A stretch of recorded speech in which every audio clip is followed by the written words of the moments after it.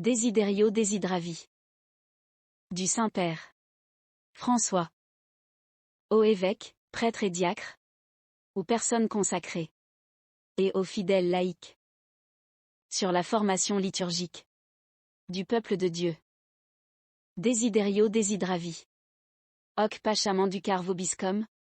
Antecam Paciar. LC 22,15. 1. Très chers frères et sœurs, par cette lettre, je désire vous rejoindre tout après avoir déjà écrit uniquement aux évêques après la publication du motu proprio Traditioni Custode, et je vous écris pour partager avec vous quelques réflexions sur la liturgie, dimension fondamentale pour la vie de l'Église. Le sujet est vaste et mérite d'être examiné attentivement sous tous ses aspects. Toutefois, dans cette lettre, je n'ai pas l'intention de traiter la question de manière exhaustive. Je souhaite plutôt offrir quelques pistes de réflexion qui puissent aider à la contemplation de la beauté et de la vérité de la célébration chrétienne. La liturgie, l'aujourd'hui, de l'histoire du salut. 2. J'ai désiré d'un grand désir manger cette Pâque avec vous avant de souffrir.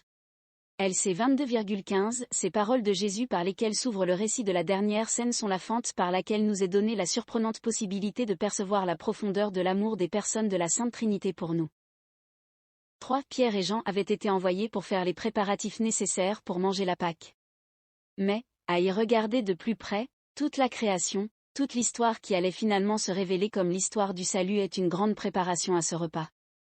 Pierre et les autres se tiennent à cette table, inconscients et pourtant nécessaires. Tout don, pour être tel, doit avoir quelqu'un disposé à le recevoir.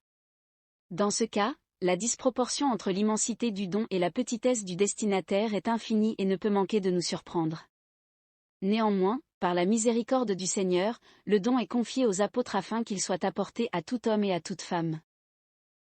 4. Personne n'avait gagné sa place à ce repas. Tout le monde a été invité. Ou plutôt, tous ont été attirés par le désir ardent que Jésus avait de manger cette Pâque avec eux. Il sait qu'il est l'agneau de ce repas de Pâques, il sait qu'il est la Pâque. C'est la nouveauté absolue de ce repas, la seule vraie nouveauté de l'histoire, qui rend ce repas unique, et pour cette raison, ultime, non reproductible, la dernière scène.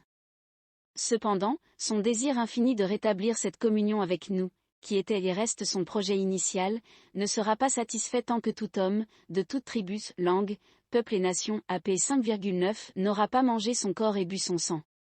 C'est pourquoi ce même repas sera rendu présent, jusqu'à son retour, dans la célébration de l'Eucharistie. 5. Le monde ne le sait pas encore, mais tous sont invités au repas des noces de l'agneau, AP 19, 9. Pour être admis au festin, il suffit de porter l'habit nuptial de la foi, qui vient de l'écoute de sa parole, CFRM 10, 17. L'Église taille ce vêtement sur mesure pour chacun, avec la blancheur d'un tissu lavé dans le sang de l'agneau, CFAP 7, 14. Nous ne devrions pas nous permettre ne serait-ce qu'un seul instant de repos, sachant que tous n'ont pas encore reçu l'invitation à ce repas, ou que d'autres l'ont oublié ou se sont perdus en chemin dans les méandres de la vie humaine. C'est ce dont je parlais lorsque je disais, j'imagine un choix missionnaire capable de transformer toute chose, afin que les habitudes, les styles, les horaires, le langage et toute structure ecclésiale deviennent un canal adéquat pour l'évangélisation du monde actuel, plus que pour l'autopréservation. Evangelii Gaudium, numéro 27, afin que tous puissent s'asseoir au repas du sacrifice de l'agneau et vivre de lui. 6. Avant notre réponse à son invitation, bien avant. Il y a son désir pour nous, nous n'en sommes peut-être même pas conscients, mais chaque fois que nous allons à la messe, la raison première est que nous sommes attirés par son désir pour nous. De notre côté, la réponse possible, qui est aussi l'ascèse la plus exigeante, comme toujours, celle de nous abandonner à son amour, de nous laisser attirer par lui. Vraiment, toute réception de la communion au corps et au sang du Christ a déjà été désirée par lui lors de la dernière scène. 7. Le contenu du pain rompu et la croix de Jésus, son sacrifice d'obéissance par amour pour le Père. Si nous n'avions pas eu la dernière scène, c'est-à-dire si nous n'avions pas eu l'anticipation rituelle de sa mort, nous n'aurions jamais pu saisir comment l'exécution de sa condamnation à mort a pu être l'acte de culte parfait, agréable au Père, le seul véritable acte de culte. Quelques heures seulement après la scène, les apôtres auraient pu voir dans la croix de Jésus, s'ils avaient pu en supporter le poids, ce que signifiait « corps offert, sans verser ». C'est de cela que nous faisons mémoire dans chaque Eucharistie. lorsque le ressuscité revient d'entre les morts pour rompre le pain pour les disciples d'Emmaüs, et pour ces disciples qui étaient retournés pêcher des poissons et non des hommes sur la mer de Galilée, ce geste ouvre leurs yeux, les guérit de l'aveuglement infligé par l'horreur de la croix, et les rend capables de voir le ressuscité, de croire en la résurrection. 8. Si nous étions arrivés d'une manière ou d'une autre à Jérusalem après la Pentecôte et que nous avions ressenti le désir non seulement d'avoir des informations sur Jésus de Nazareth, mais plutôt le désir de pouvoir encore le rencontrer, nous n'aurions eu d'autre possibilité que celle de rechercher ses disciples pour entendre ses paroles et voir ses gestes, plus vivants que jamais. Nous n'aurions pas d'autre possibilité de vraie rencontre avec lui que celle de la communauté qui célèbre.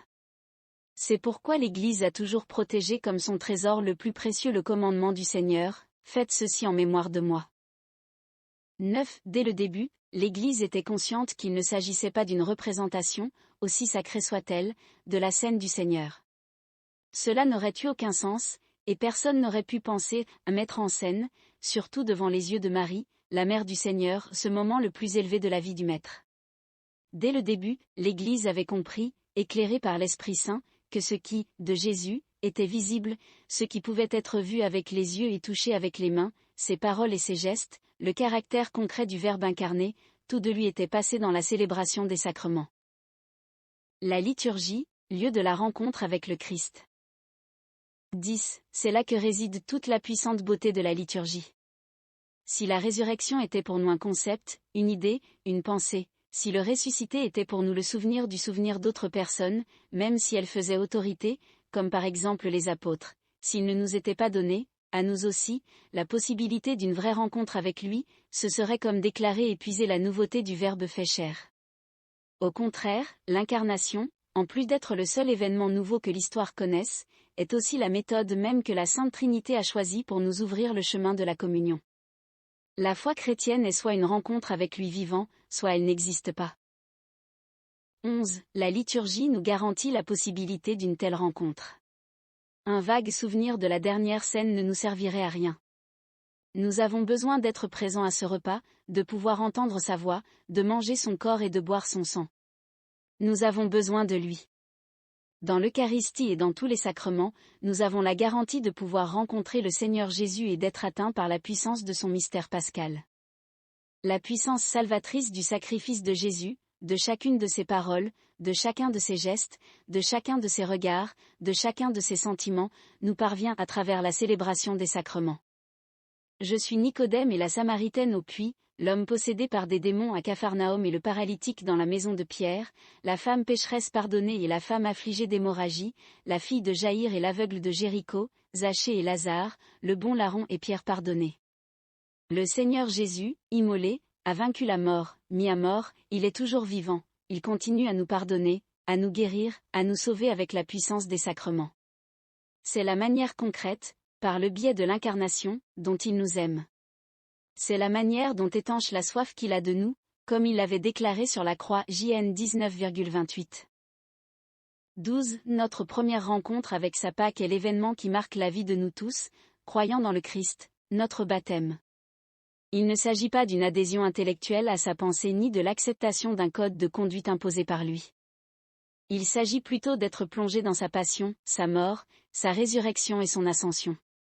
Il ne s'agit pas d'un geste magique. La magie est à l'opposé de la logique des sacrements car elle prétend avoir un pouvoir sur Dieu, et pour cette raison elle vient du tentateur. En parfaite continuité avec l'incarnation, en vertu de la présence et de l'action de l'Esprit, la possibilité de mourir et de ressusciter dans le Christ nous est donnée. 13. La manière dont cela se passe est émouvante. La prière pour la bénédiction de l'eau baptismale nous révèle que Dieu a créé l'eau précisément en pensant au baptême. Cela signifie que lorsque Dieu a créé l'eau, il pensait au baptême de chacun d'entre nous, et cette pensée l'a accompagné tout au long de son action dans l'histoire du salut, chaque fois que, avec un dessein précis, il a voulu se servir de l'eau. C'est comme si, après l'avoir créée, il voulait la perfectionner pour en faire l'eau du baptême. C'est ainsi qu'il a voulu la remplir du mouvement de son esprit planant sur la surface des eaux, CFGN 1, 2, afin qu'elles contiennent en germe le pouvoir de sanctifier. Il s'en est servi pour régénérer l'humanité lors du déluge, cf. GN 6, un 9,29, il l'a dominée en la séparant pour ouvrir un chemin de libération dans la mer Rouge. CFX 14, il l'a consacrée dans le Jourdain en immergeant la chair du Verbe imprégné de l'Esprit. CF Mon 3,13 à 17, MC 1,9 à 11, LC 3,21 à 22. Enfin, il l'a mélangée au sang de son Fils, don de l'Esprit inséparablement uni au don de la vie et de la mort de l'agneau immolé pour nous, et de son côté transpercé il l'a répandue sur nous. JN 19,34. C'est dans cette eau que nous avons été immergés afin que, par sa puissance, nous puissions être greffés dans le corps du Christ et qu'avec lui, nous ressuscitions à la vie immortelle. CFRM 6, janvier 2011. L'Église, sacrement du corps du Christ. 14. Comme nous l'a rappelé le Concile Vatican II, cf. Sacrosanctum Concilium, N. 5, en citant l'Écriture, les pères et la liturgie les piliers de la tradition authentique. C'est du côté du Christ endormi sur la croix qu'est né l'admirable sacrement de toute l'Église. 4.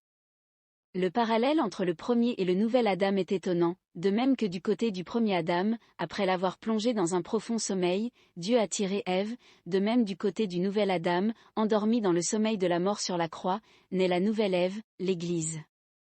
L'étonnement, pour nous, réside dans les paroles que nous pouvons imaginer que le nouvel Adam s'est approprié en regardant l'Église. Cette fois, c'est l'os de mes os, la chair de ma chair, GN 2,23.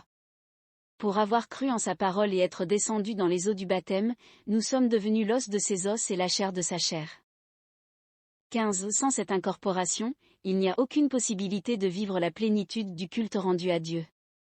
En effet, il n'y a qu'un seul acte de culte parfait et agréable au Père, à savoir l'obéissance du Fils dont la mesure est sa mort sur la croix.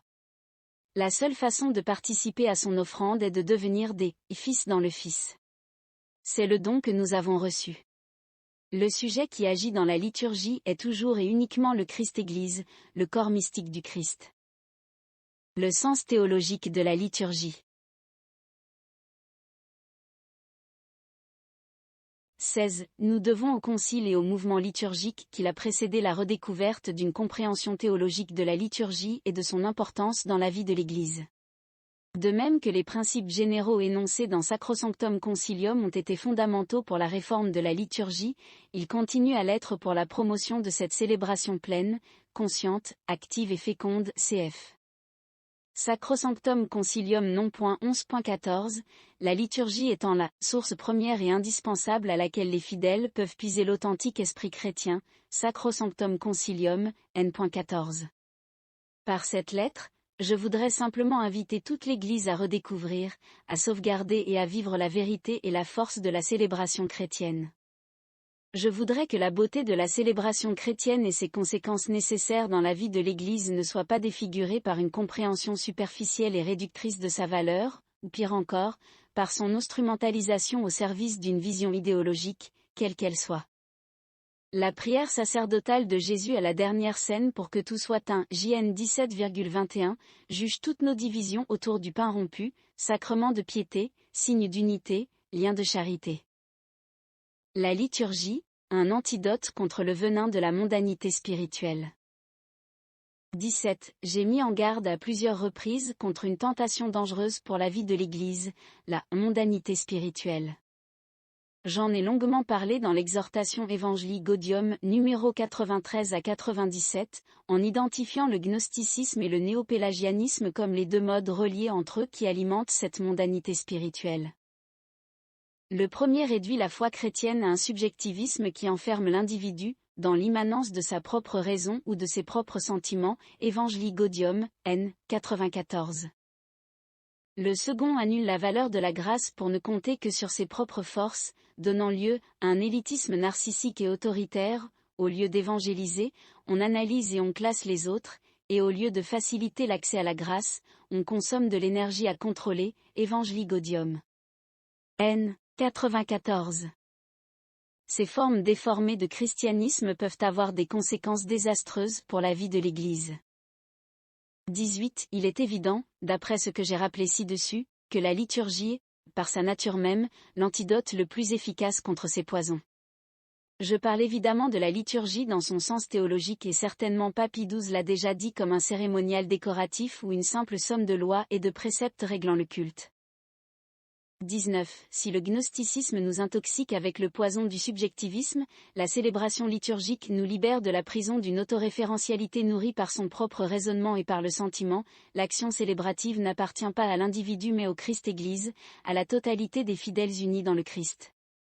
La liturgie ne dit pas « je », mais « nous », et toute limitation de l'étendue de ce « nous » est toujours démoniaque. La liturgie ne nous laisse pas seuls à la recherche d'une connaissance individuelle présumée du mystère de Dieu, mais nous prend par la main, ensemble, en assemblée, pour nous conduire dans le mystère que la parole et les signes sacramentels nous révèlent. Et elle le fait en cohérence avec l'action de Dieu, en suivant le chemin de l'incarnation, à travers le langage symbolique du corps qui se prolonge dans les choses, l'espace et le temps. 20. Si le néopélagianisme nous enivre de la présomption d'un salut gagné par nos propres efforts, la célébration liturgique nous purifie en proclamant la gratuité du don du salut reçu dans la foi. Participer au sacrifice eucharistique n'est pas un exploit personnel, comme si nous pouvions nous en vanter devant Dieu ou devant nos frères et sœurs. Le début de chaque célébration me rappelle qui je suis, en me demandant de confesser mon péché et en m'invitant à supplier la bienheureuse Vierge Marie, les anges, les saints et tous mes frères et sœurs, de prier pour moi le Seigneur. Nous ne sommes certainement pas dignes d'entrer dans sa maison, nous avons besoin de sa parole pour être sauvés. Cf. Mon 8,8. Nous n'avons pas d'autre fierté que celle de la croix de notre Seigneur Jésus-Christ. Cf. Gas 6,14. La liturgie n'a rien à voir avec un moralisme ascétique. C'est le don de la Pâque du Seigneur qui, accueilli avec docilité, rend notre vie nouvelle. On n'entre dans le cénacle que par la force d'attraction de son désir de manger la Pâque avec nous. Desiderio desidravi hoc pascha manducar vobiscum, antecam passiar, LC 22,15. Redécouvrir chaque jour la beauté de la vérité de la célébration chrétienne. 21. Mais nous devons faire attention. Pour que l'antidote de la liturgie soit efficace, il nous est demandé de redécouvrir chaque jour la beauté de la vérité de la célébration chrétienne.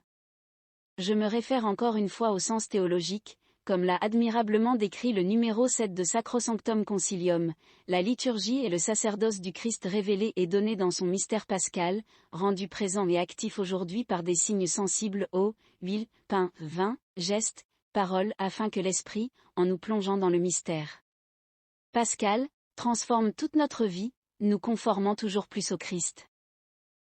22. La redécouverte continuelle de la beauté de la liturgie n'est pas la poursuite d'un esthétisme rituel qui ne prend plaisir qu'à soigner la formalité extérieure d'un rite ou se satisfait d'une scrupuleuse observance des rubriques. Il va de soi que cette affirmation ne vise nullement à approuver l'attitude opposée qui confond la simplicité avec une banalité débraillée, l'essentialité avec une superficialité ignorante, ou le caractère concret de l'action rituelle avec un fonctionnalisme pratique exaspérant. 23. Soyons clairs, tous les aspects de la célébration doivent être soignés, espace, temps, gestes, paroles, objets, vêtements, chants, musique, et toutes les rubriques doivent être respectées. Une telle attention suffirait à ne pas priver l'assemblée de ce qui lui est dû, c'est-à-dire le mystère pascal célébré selon le rituel établi par l'Église. Mais même si la qualité et le bon déroulement de la célébration étaient garantis, cela ne suffirait pas pour que notre participation soit pleine et entière. L'émerveillement devant le mystère pascal, élément essentiel de l'acte liturgique. 24. Si notre émerveillement pour le mystère pascal rendu présent dans le caractère concret des signes sacramentels venait à manquer, nous risquerions vraiment d'être imperméables à l'océan de grâce qui inonde chaque célébration. Les efforts, certes louables, pour améliorer la qualité de la célébration ne suffisent pas plus que l'appel à une plus grande intériorité, même cette dernière court le risque d'être réduite à une subjectivité vide si elle n'accueille pas la révélation du mystère chrétien. La rencontre avec Dieu n'est pas le fruit d'une recherche intérieure individuelle, mais un événement donné. Nous pouvons rencontrer Dieu à travers le fait nouveau de l'incarnation qui, dans la dernière scène, va jusqu'à désirer être mangé par nous. Comment la disgrâce de perdre la fascination de la beauté de ce don pourrait-elle nous arriver ? 25. Quand je parle d'émerveillement devant le mystère pascal, je n'entends nullement ce que me semble parfois exprimer l'expression vague de « sens du mystère ».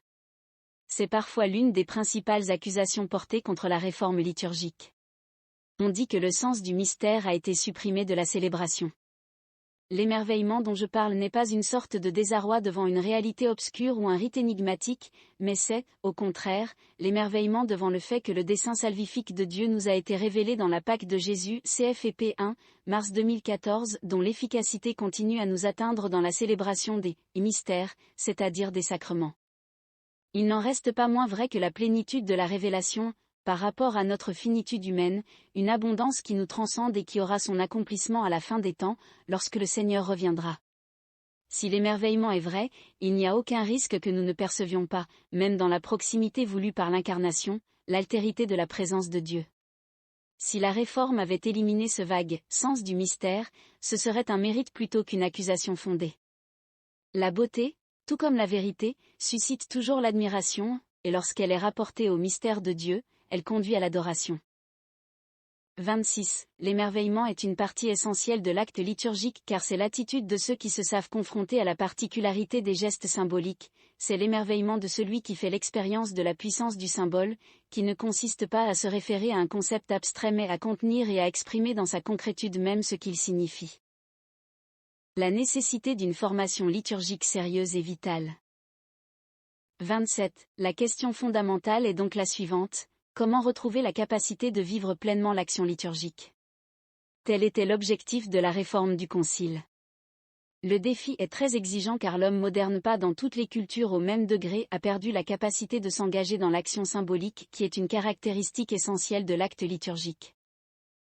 28. Dans la postmodernité, l'homme se sent encore plus perdu, sans référence d'aucune sorte, privés de valeurs parce qu'elles sont devenues indifférentes, orphelins de tout, dans une fragmentation où un horizon de sens semble impossible. Cette postmodernité reste encore accablée par le lourd héritage que nous a laissé l'époque précédente, fait d'individualisme et de subjectivisme qui rappelle à nouveau le pélagianisme et le gnosticisme. Elle consiste aussi en un spiritualisme abstrait qui contredit la nature humaine elle-même, car la personne humaine est un esprit incarné et donc, en tant que tel, capable d'action et de compréhension symbolique.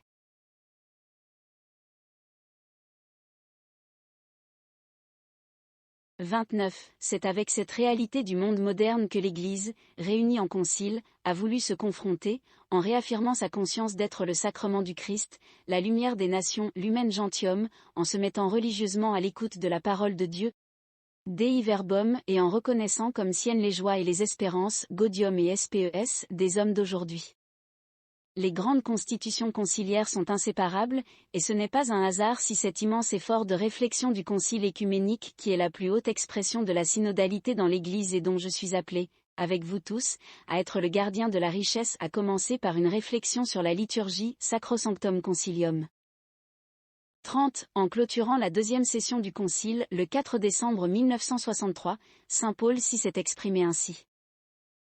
Cette discussion passionnée et complexe n'a d'ailleurs pas été sans fruits abondants, en effet, le sujet qui a été abordé en premier lieu et qui, en un certain sens, est prééminent dans l'Église, tant par sa nature que par sa dignité nous voulons parler de la Sainte Liturgie a trouvé une heureuse conclusion et il est aujourd'hui promulgué par nous avec un rite solennel. Notre esprit exulte donc avec une joie véritable, car dans la manière dont les choses se sont passées, nous constatons le respect d'une juste échelle des valeurs et des devoirs.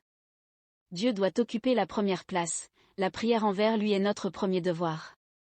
La liturgie est la première source de communion divine dans laquelle Dieu partage sa propre vie avec nous. Elle est aussi la première école de la vie spirituelle.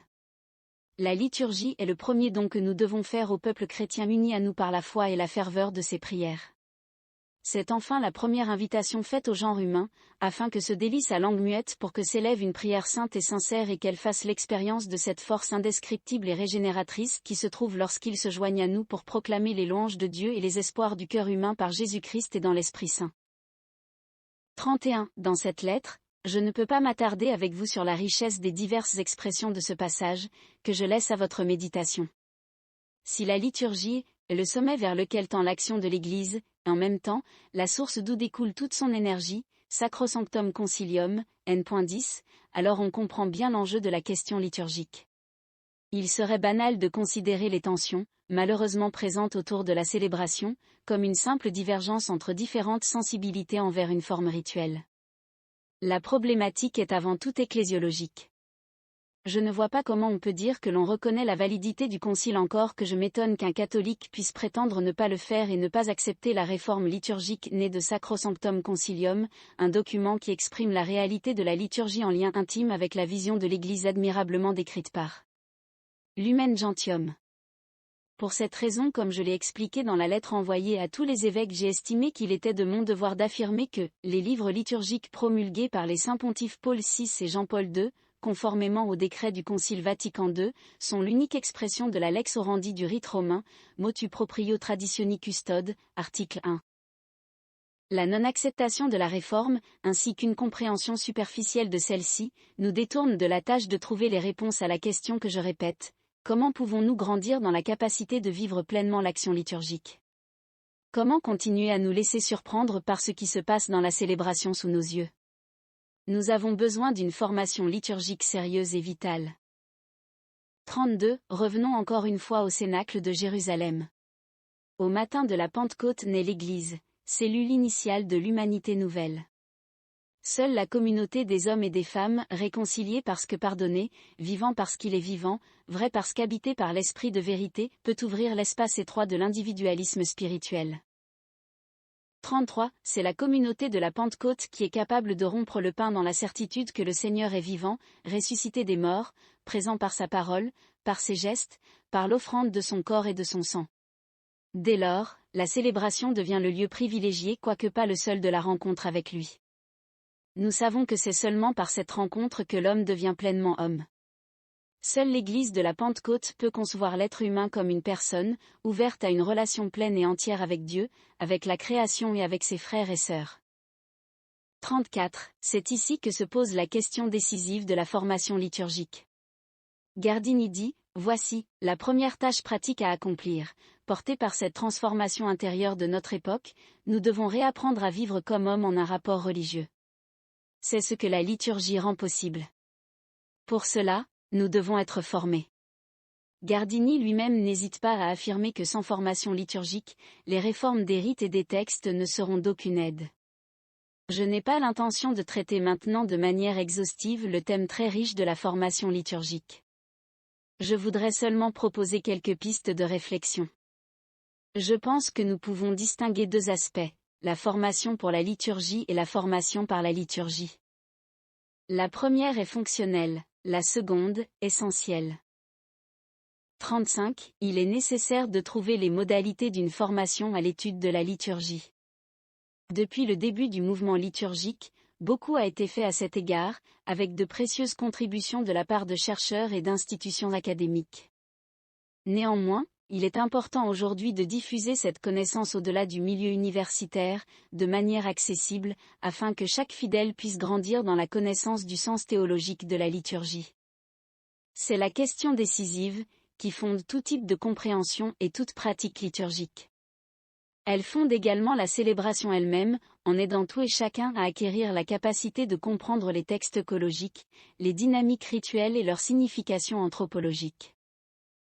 36. Je pense au rythme régulier de nos assemblées qui se réunissent pour célébrer l'Eucharistie le jour du Seigneur, dimanche après dimanche, Pâques après Pâques, à des moments particuliers de la vie des personnes et des communautés, à tous les âges de la vie. Les ministres ordonnés accomplissent une action pastorale de première importance lorsqu'ils prennent par la main les fidèles baptisés, afin de les conduire dans l'expérience répétée de la Pâque. Rappelons-nous toujours que c'est l'Église, le corps du Christ, qui est le sujet célébrant et non pas seulement le prêtre. La connaissance qui découle de l'étude n'est que le premier pas pour pouvoir entrer dans le mystère célébré.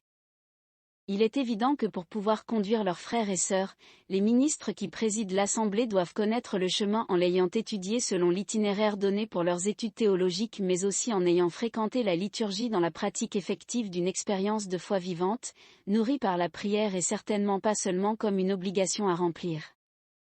Le jour de son ordination, chaque prêtre entend l'évêque lui dire « Réalise ce que tu vas faire, imite ce que tu vas célébrer, conforme ta vie au mystère de la croix du Christ Seigneur. » 37. Le plan d'étude de la liturgie dans les séminaires doit également tenir compte de l'extraordinaire capacité qu'a en elle-même la célébration actuelle d'offrir une vision organique et unifiée de tout le savoir théologique.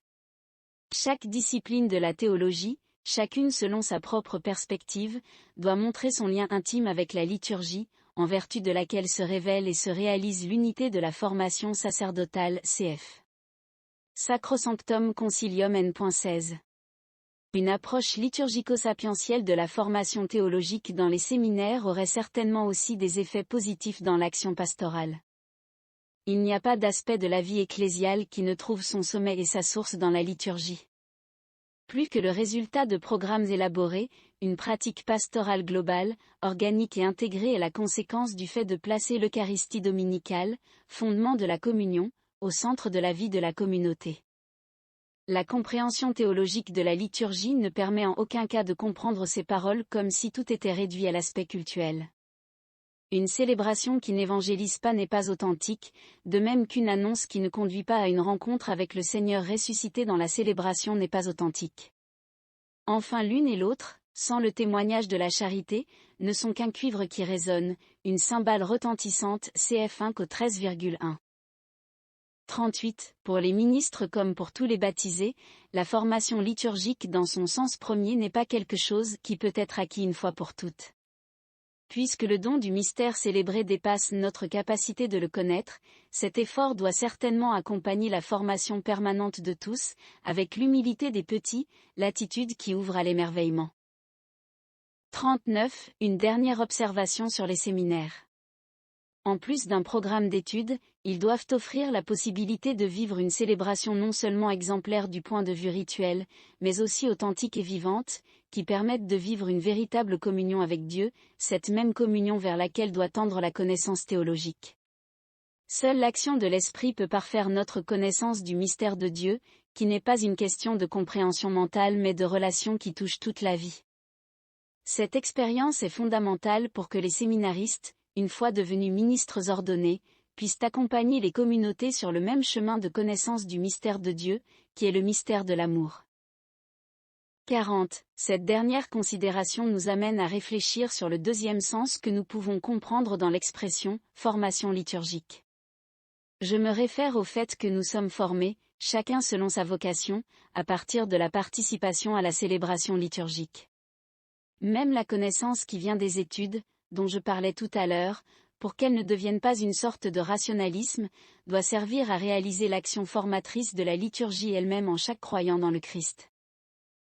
41. De tout ce que nous avons dit sur la nature de la liturgie, il apparaît clairement que la connaissance du mystère du Christ, question décisive pour notre vie, ne consiste pas en une assimilation purement intellectuelle d'une idée quelconque, mais en un attachement existentiel réel à sa personne. En ce sens, la liturgie n'a pas pour objet la connaissance, et sa portée n'est pas essentiellement pédagogique, même si elle a une grande valeur pédagogique cf. Sacrosanctum Concilium n. 33. La liturgie est plutôt une louange, une action de grâce pour la Pâque du Fils dont la puissance atteint nos vies. La célébration concerne la réalité de notre docilité à l'action de l'Esprit qui opère par elle jusqu'à ce que le Christ soit formé en nous, cf. Gal 4,19. La pleine mesure de notre formation est notre conformation au Christ. Je le répète, il ne s'agit pas d'un processus mental abstrait, mais de devenir lui. C'est dans ce but qu'est donné l'Esprit, dont l'action est toujours et uniquement de façonner le corps du Christ. Il en est ainsi du pain eucharistique, et de chacun des baptisés appelés à devenir toujours plus ce qui a été reçu comme don au baptême, à savoir être membre du corps du Christ. Léon le Grand écrit, « Notre participation au corps et au sang du Christ n'a d'autre fin que de nous faire devenir ce que nous mangeons. » 42. Cet engagement existentiel se produit en continuité et en cohérence avec la méthode de l'incarnation de manière sacramentelle. La liturgie se fait avec des choses qui sont l'exact opposé des abstractions spirituelles, le pain, le vin, l'huile, l'eau, les parfums, le feu, les cendres, la pierre, les tissus, les couleurs, le corps, les mots, les sons, les silences, les gestes, l'espace, le mouvement, l'action, l'ordre, le temps, la lumière. Toute la création est une manifestation de l'amour de Dieu, et à partir du moment où ce même amour s'est manifesté dans sa plénitude dans la croix de Jésus, toute la création a été attirée vers lui. C'est toute la création qui est assumée pour être mise au service de la rencontre avec le Verbe, incarné, crucifié, mort, ressuscité, monté vers le Père. C'est ce que chante la prière sur l'eau des fonts baptismaux, mais aussi la prière sur l'huile du Saint-Crème et les paroles pour la présentation du pain et du vin, tout fruit de la terre et du travail de l'homme. 43. La liturgie rend gloire à Dieu non pas parce que nous pouvons ajouter quelque chose à la beauté de la lumière inaccessible dans laquelle Dieu habite. Confère, intime 6,16. Nous ne pouvons pas non plus ajouter à la perfection du chant angélique qui résonne éternellement dans les demeures célestes. La liturgie rend gloire à Dieu parce qu'elle nous permet ici, sur la terre, de voir Dieu dans la célébration des mystères, en le voyant, de reprendre vie par sa Pâque. Nous qui étions morts par nos péchés et qui avons été rendus à la vie avec le Christ, nous sommes la gloire de Dieu. C'est par la grâce que nous avons été sauvés. CFEP 2, 5. Irénée, Doctor Unitatis, nous le rappelle, la gloire de Dieu est l'homme vivant, et la vie de l'homme consiste dans la vision de Dieu. Si déjà la révélation de Dieu par la création donne la vie à tous les êtres vivants sur terre, combien plus la manifestation du Père par le Verbe est-elle cause de la vie pour ceux qui voient Dieu. 44. Gardini écrit, c'est ainsi que s'ébauche la première tâche du travail de formation liturgique, l'homme doit retrouver sa puissance symbolique. C'est une responsabilité pour tous, pour les ministres ordonnés comme pour les fidèles. La tâche n'est pas facile car l'homme moderne est devenu analphabète, il ne sait plus lire les symboles, il en soupçonne à peine l'existence. Cela se produit également avec le symbole de notre corps. Il est un symbole parce qu'il est une union intime de l'âme et du corps, il est la visibilité de l'âme spirituelle dans l'ordre corporel, et en cela consiste l'unicité humaine, la spécificité de la personne irréductible à toute autre forme d'être vivant. Notre ouverture au transcendant, à Dieu, est constitutive, ne pas la reconnaître nous conduit inévitablement non seulement à une méconnaissance de Dieu mais aussi à une méconnaissance de nous-mêmes. Il suffit de regarder la manière paradoxale dont le corps est traité, à un moment soigné de manière presque obsessionnelle, inspiré par le mythe de l'éternelle jeunesse, et à un autre moment réduisant le corps à une matérialité à laquelle on refuse toute dignité. Le fait est que l'on ne peut pas donner de valeur au corps en partant uniquement du corps lui-même. Tout symbole est à la fois puissant et fragile. S'il n'est pas respecté, s'il n'est pas traité pour ce qu'il est, il se brise, perd sa force, devient insignifiant. Nous n'avons plus le regard de saint François qui regardait le soleil qu'il appelait frère parce qu'il le sentait ainsi, le voyait bellu radiante cum grande splendor, émerveillé, chantait, de te altissimu, porta signification. Le fait d'avoir perdu la capacité de saisir la valeur symbolique du corps et de toute créature rend le langage symbolique de la liturgie presque inaccessible à la mentalité moderne. Et pourtant, il ne peut être question de renoncer à ce langage. On ne peut y renoncer parce que c'est ainsi que la Sainte Trinité a choisi de nous atteindre à travers la chair du Verbe. Il s'agit plutôt de retrouver la capacité d'utiliser et de comprendre les symboles de la liturgie.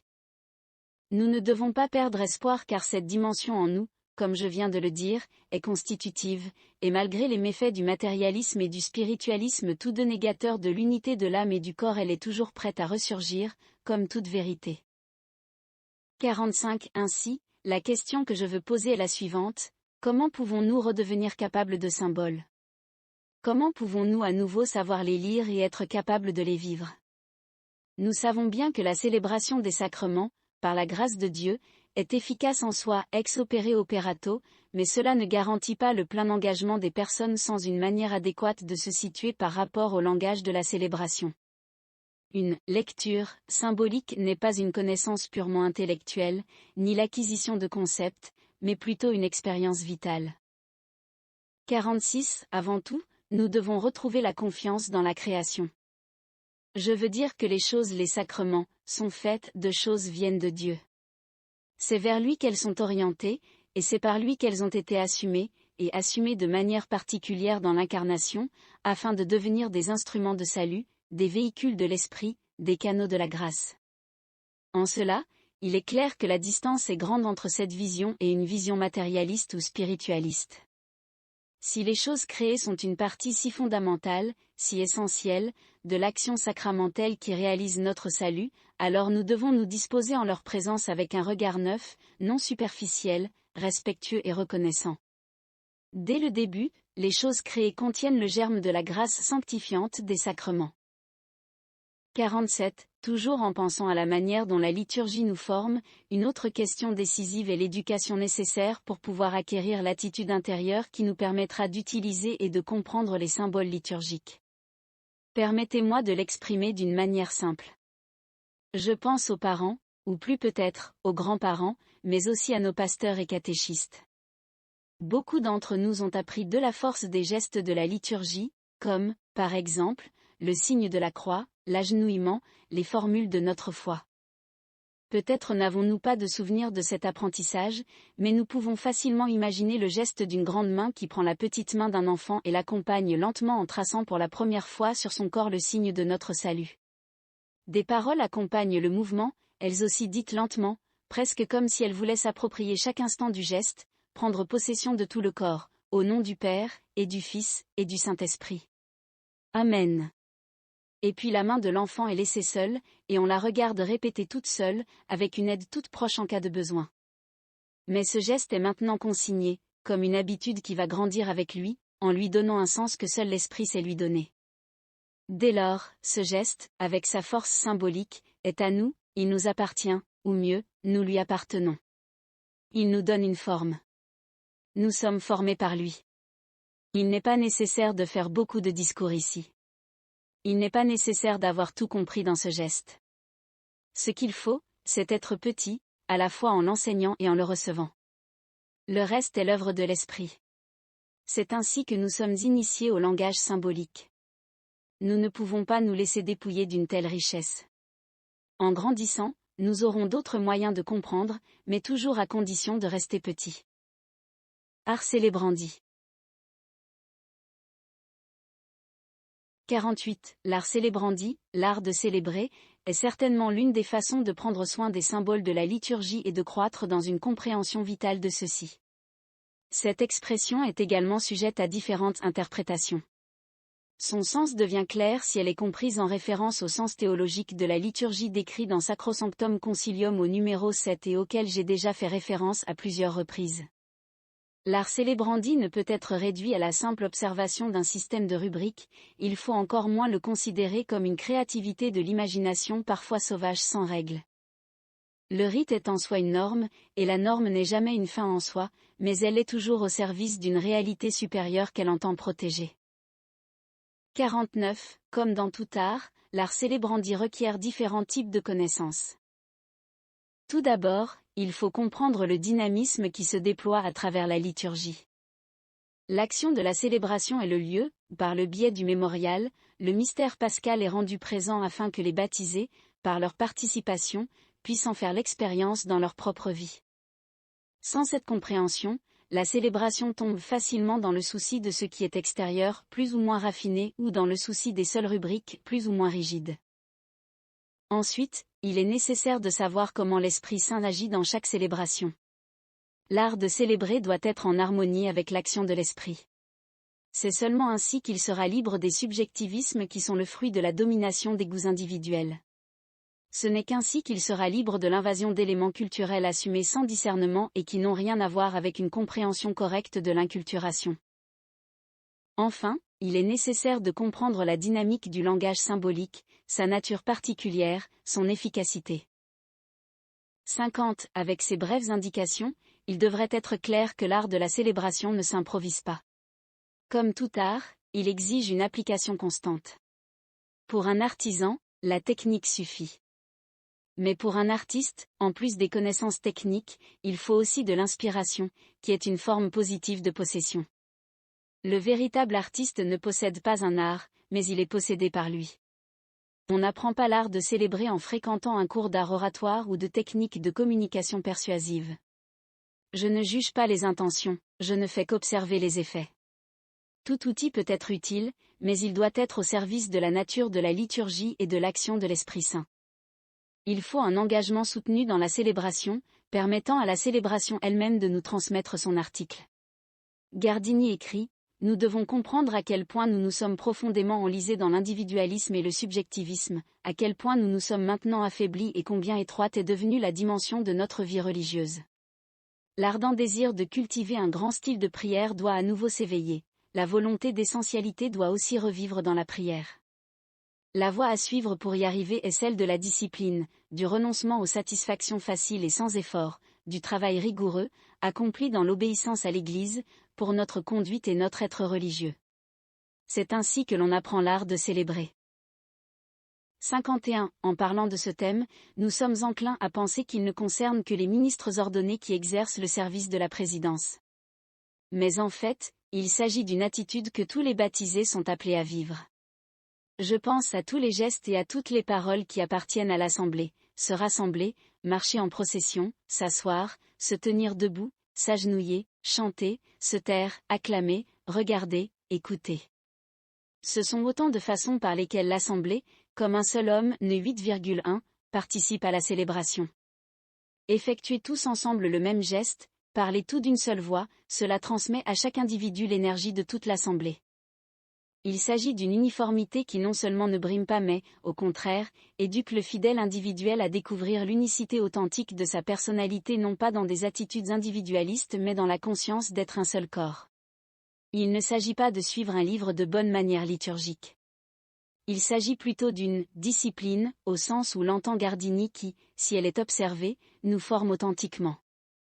Ce sont des gestes et des paroles qui mettent de l'ordre dans notre monde intérieur en nous faisant vivre certains sentiments, attitudes, comportements. Ils ne sont pas l'explication d'un idéal dont nous cherchons à nous inspirer, mais ils sont au contraire une action qui engage le corps dans sa totalité, c'est-à-dire dans son être unité de corps et d'âme. 52. Parmi les gestes rituels qui appartiennent à l'ensemble de l'assemblée, le silence occupe une place d'importance absolue. Bien souvent, il est expressément prescrit dans les rubriques. Toute la célébration eucharistique est immergée dans le silence qui précède son début et qui marque chaque moment de son déroulement rituel.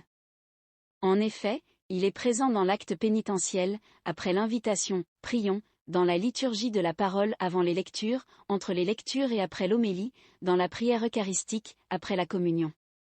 Un tel silence n'est pas un havre intérieur dans lequel se retirer dans une sorte d'isolement intime, comme si on laissait derrière soi la forme rituelle considérée comme une distraction. Ce type de silence contredirait l'essence même de la célébration. Le silence liturgique est quelque chose de beaucoup plus grand, il est le symbole de la présence et de l'action de l'Esprit Saint qui anime toute l'action de la célébration. C'est pourquoi il constitue un sommet dans une séquence liturgique. C'est précisément parce qu'il est un symbole de l'Esprit qu'il a le pouvoir d'exprimer l'action multiforme de l'Esprit. Ainsi, en reprenant les moments que je viens de mentionner, le silence conduit à la contrition et au désir de conversion. Il suscite la disponibilité à l'écoute de la parole et à la prière. Il nous dispose à adorer le corps et le sang du Christ. Il suggère à chacun, dans l'intimité de la communion, ce que l'Esprit veut opérer dans nos vies pour nous conformer au pain rompu. Pour toutes ces raisons, nous sommes appelés à accomplir avec un soin extrême le geste symbolique du silence. À travers lui, l'Esprit nous donne forme. 53. Chaque geste, chaque parole contient une action précise qui est toujours nouvelle parce qu'elle rencontre un moment toujours nouveau de notre propre vie. Je vais expliquer ce que je veux dire par un exemple simple. Nous nous agenouillons pour demander pardon, pour plier notre orgueil, pour présenter à Dieu nos larmes, pour implorer son intervention, pour le remercier d'un cadeau reçu. C'est toujours le même geste qui, au fond, déclare notre propre petitesse en présence de Dieu. Néanmoins, accompli à différents moments de notre vie, il façonne nos profondeurs intérieures et se manifeste ensuite extérieurement dans notre relation avec Dieu et avec nos frères et sœurs. Aussi l'agenouillement doit être fait avec art, c'est-à-dire avec une pleine conscience de son sens symbolique et du besoin que nous avons de ce geste pour exprimer notre manière d'être en présence du Seigneur. Et si tout cela est vrai pour ce simple geste, combien plus le sera-t-il pour la célébration de la parole? Quel art sommes-nous appelés à apprendre pour proclamer la parole, pour l'écouter, pour la laisser inspirer notre prière, pour la faire devenir notre vie? Tout cela est digne de la plus grande attention, non pas formelle ou simplement extérieure, mais vivante et intérieure, afin que chaque geste et chaque parole de la célébration, exprimée avec art, forme la personnalité chrétienne de chaque individu et de la communauté. 54. S'il est vrai que l'art célébrandi est exigé de toute l'assemblée qui célèbre, il est également vrai que les ministres ordonnés doivent y porter une attention toute particulière. En visitant des communautés chrétiennes, j'ai remarqué que leur manière de vivre la célébration liturgique est conditionnée pour le meilleur, ou malheureusement, pour le pire par la façon dont leur pasteur préside l'assemblée. On pourrait dire qu'il existe différents modèles de présidence. Voici une liste possible d'approches qui, bien qu'opposées l'une à l'autre, caractérise une manière de présider certainement inadéquate, une austérité rigide ou une créativité exaspérante, un mysticisme spiritualisant ou un fonctionnalisme pratique, une vivacité précipitée ou une lenteur exagérée, une insouciance négligée ou une minutie excessive, une amabilité surabondante ou une impassibilité hiératique. Malgré la grande variété de ces exemples, je pense que l'inadéquation de ces modèles de présidence a une racine commune, une personnalisation exagérée du style de célébration qui exprime parfois une manie mal dissimulée d'être le centre de l'attention. Cela devient souvent plus évident lorsque nos célébrations sont transmises par voie hertzienne ou en ligne, ce qui n'est pas toujours opportun et nécessite une réflexion plus approfondie. Comprenez-moi bien, ce ne sont pas les comportements les plus répandus, mais il n'est pas rare que des assemblées souffrent d'être ainsi abusées. 55. Il y aurait beaucoup à dire sur l'importance et la délicatesse de la présidence. À plusieurs reprises, je me suis attardé sur la tâche exigeante que représente la prédication de l'homélie. Je vais maintenant me limiter à quelques considérations plus larges, en voulant à nouveau réfléchir avec vous sur la manière dont nous sommes formés par la liturgie. Je pense au rythme régulier des messes dominicales dans nos communautés, et je m'adresse donc aux prêtres, mais implicitement à tous les ministres ordonnés. 56. Le prêtre vit sa participation caractéristique à la célébration en vertu du don reçu dans le sacrement de l'ordre, et celle-ci s'exprime précisément dans la présidence. Comme tous les rôles qu'il est appelé à remplir, il ne s'agit pas en premier lieu d'un devoir qui lui est assigné par la communauté, mais plutôt d'une conséquence de l'effusion de l'Esprit Saint reçu lors de l'ordination, qui le rend apte à une telle tâche. Le prêtre aussi est formé par le fait qu'il préside l'assemblée qui célèbre. 57. Pour que ce service soit bien fait et même avec art. Il est d'une importance fondamentale que le prêtre ait tout d'abord une conscience aiguë d'être, par la miséricorde de Dieu, une présence particulière du Seigneur ressuscité. Le ministre ordonné est lui-même l'un des modes de présence du Seigneur qui rendent l'assemblée chrétienne unique, différente de toute autre assemblée, cf. Sacrosanctum Concilium, n.7. Ce fait donne une profondeur sacramentelle, au sens large à tous les gestes et paroles de celui qui préside. L'Assemblée a le droit de pouvoir sentir dans ses gestes et ses paroles le désir que le Seigneur, aujourd'hui comme à la dernière scène, de continuer à manger la Pâque avec nous. C'est donc le Seigneur ressuscité qui est le protagoniste, et certainement pas nos immaturités qui cherchent, en assumant un rôle et une attitude, une présentabilité qu'elles ne peuvent avoir. Le prêtre lui-même devrait être submergé par ce désir de communion que le Seigneur a envers chacun. C'est comme s'il était placé au milieu entre le cœur brûlant de l'amour de Jésus et le cœur de chaque croyant, objet de son amour. Présider l'Eucharistie, c'est être plongé dans la fournaise de l'amour de Dieu.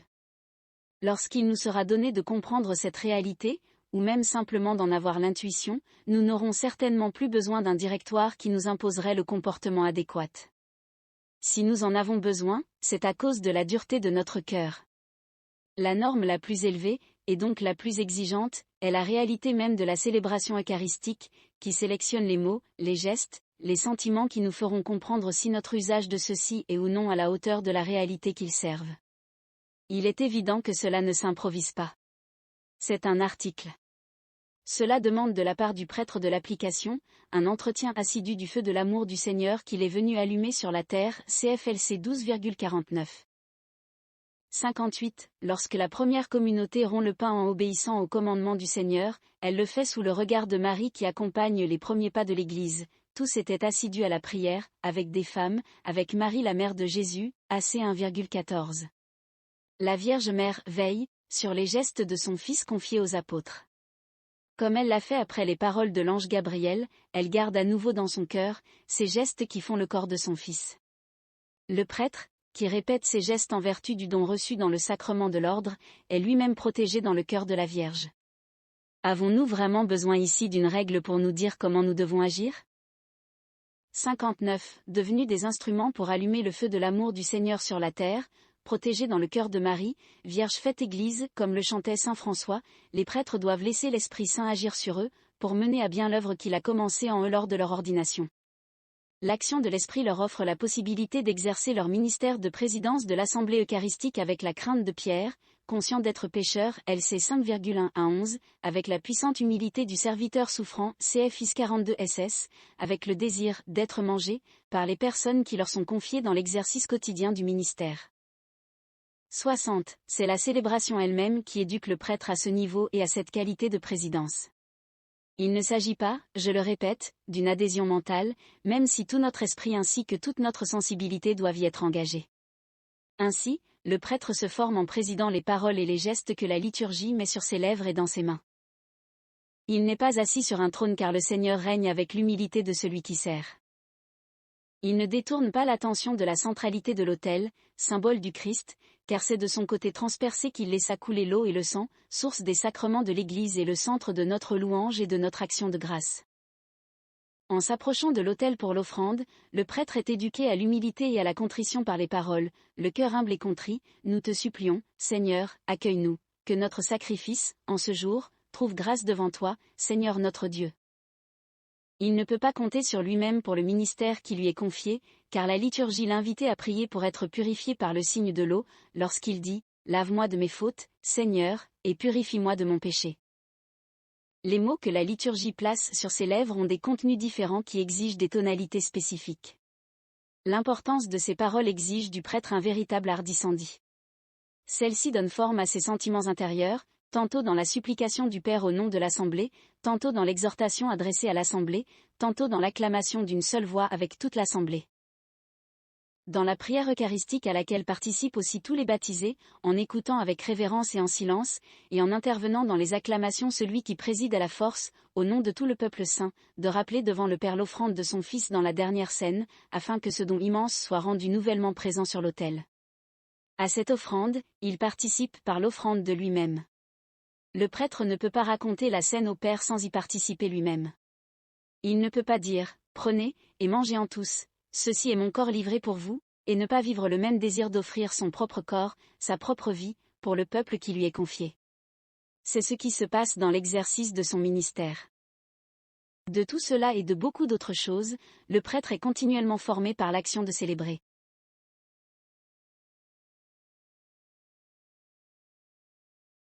« 61. Dans cette lettre, j'ai voulu simplement partager quelques réflexions qui n'épuisent certainement pas l'immense trésor de la célébration des saints mystères.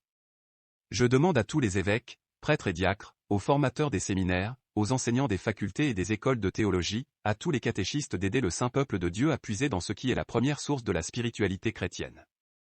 Nous sommes appelés à redécouvrir sans cesse la richesse des principes généraux exposés dans les premiers numéros de Sacrosanctum Concilium, en saisissant le lien intime entre cette première constitution du Concile et toutes les autres. C'est pourquoi nous ne pouvons pas revenir à cette forme rituelle que les pères du Concile, cum petro et sub petro, ont senti la nécessité de réformer, approuvant, sous la conduite de l'Esprit Saint et suivant leur conscience de pasteur, les principes d'où est née la réforme. Les saints pontifes Paul VI et Jean-Paul II, en approuvant les livres liturgiques réformés ex decreto Sacrosancti Ecumenici Concili Vaticani II, ont garanti la fidélité de la réforme du Concile. C'est pour cette raison que j'ai écrit Traditioni Custode, afin que l'Église puisse élever, dans la variété de tant de langues, une seule et même prière capable d'exprimer son unité. Comme je l'ai déjà écrit, j'entends que cette unité soit rétablie dans toute l'Église de rite romain. 62. Je voudrais que cette lettre nous aide à raviver notre émerveillement pour la beauté de la vérité de la célébration chrétienne, à nous rappeler la nécessité d'une authentique formation liturgique, et à reconnaître l'importance d'un art de célébrer qui soit au service de la vérité du mystère pascal et de la participation de tous les baptisés à celui-ci, chacun selon sa vocation. Toute cette richesse n'est pas loin de nous. Elle est dans nos églises, dans nos fêtes chrétiennes, dans la centralité du dimanche, jour du Seigneur, dans la force des sacrements que nous célébrons. La vie chrétienne est un parcours continuel de croissance. Nous sommes appelés à nous laisser former dans la joie et dans la communion. 63. C'est pourquoi, je désire vous laisser une autre indication à suivre sur notre chemin. Je vous invite à redécouvrir le sens de l'année liturgique et du jour du Seigneur. Cela aussi est une consigne du Concile, cf. Sacrosanctum Concilium, non. 102, 111. 64. À la lumière de ce que nous avons rappelé ci-dessus, nous comprenons que l'année liturgique est l'occasion pour nous de grandir dans notre connaissance du mystère du Christ, en plongeant nos vies dans le mystère de sa Pâque, dans l'attente de son retour dans la gloire. Il s'agit d'une véritable formation permanente. Notre vie n'est pas une série d'événements aléatoires et chaotiques, qui se succèdent les uns aux autres. Il s'agit plutôt d'un itinéraire précis qui, d'une célébration annuelle de Pâques à une autre, nous rend conformes à lui, dans l'attente que se réalise cette bienheureuse espérance, l'avènement de Jésus-Christ, notre Sauveur. 65. Au fur et à mesure que s'écoule le temps rendu nouveau par sa Pâque, l'Église célèbre chaque 8e jour, dans le jour du Seigneur, l'événement de notre salut. Le dimanche, avant d'être un précepte, est un don que Dieu fait à son peuple, et pour cette raison l'Église le sauvegarde par un précepte. La célébration dominicale offre à la communauté chrétienne la possibilité d'être formée par l'Eucharistie. De dimanche en dimanche, la parole du Seigneur ressuscité illumine notre existence, en voulant atteindre en nous la fin pour laquelle elle a été envoyée. Confère, Is 55,10 à 11, de dimanche en dimanche, la communion au corps et au sang du Christ veut faire de notre vie aussi un sacrifice agréable au Père, dans la communion fraternelle du partage, de l'accueil, du service. De dimanche en dimanche, l'énergie du pain rompu nous soutient dans l'annonce de l'Évangile dans lequel se manifeste l'authenticité de notre célébration. Abandonnons nos polémiques pour écouter ensemble ce que l'Esprit dit à l'Église. Sauvegardons notre communion. Continuons à nous émerveiller de la beauté de la liturgie. La Pâque nous a été donnée. Laissons-nous toucher par le désir que le Seigneur continue d'avoir de manger sa Pâque avec nous. Sous le regard de Marie, mère de l'Église. Donné à Rome, près Saint-Jean de Latran, le 29 juin, solennité des Saints Pierre et Paul, apôtres, en l'an 2022, la 10e année de mon pontificat. François.